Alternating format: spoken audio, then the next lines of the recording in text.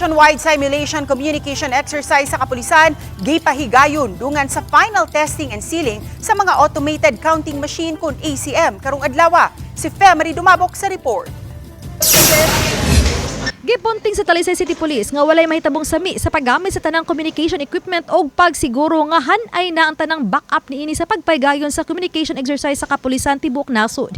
Ilang gigamit ang mga internet-based handheld radio nga gigamit sa kapulisan nga gidestino sa mga polling precincts. Formula for a safe regional office 7 and also for a safer Talisay City, we made sure that we are using all available technologies within our AOR or within our grasp that is being provided to us by the local government unit. Dinhi sa Talisay City Police gawa sa pagpaygayon sa simulation and communication exercise aron sa pagsiguro nga functional ang ilang mga communication device and equipments. Usa sa gisiguro ang usab ang pagmonitor sa mga nakadeploy nga PNP personnel sa tag sa mga polling centers, lakip na usab sa mga areas of convergence, ilabi na ang ilang lihok kuno galing adunay mga eventualities nga angayan nilang respondihan og 24 oras kini nilang gimonitor dinhi sa command center gamit nining dakong screen. Gamit ang GPS monitoring aron paspas ang pagresponde og nahanay na usab ang contingency plan panahon sa emerhensiya. Aduna usab ipahimutang advanced command post nga gilangkuban sa mga law enforcers, emergency team ug ubang ahensya sa gobyerno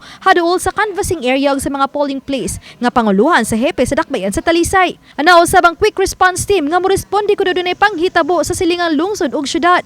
Subsub ang mga checkpoint ug ang paggamit sa drone monitoring ilabi na sa bisperas ug atol sa pinilikay ug ang pagpahigayon gihapon sa mga anti-criminality operations sa dakbayan sa Talisay. Diri sa Talisay City has always been theft and robbery and also kaning mga salisi sa mga balay. So we will still be doing all our anti-criminality activities and campaigns like drone operations. Ang atong Oplan Bulabog will still be the same number of personnel na deployed for those anti-criminality campaigns, ang atong wiper patrols. Uban ni Godfrey Relien, Femari Dumabok.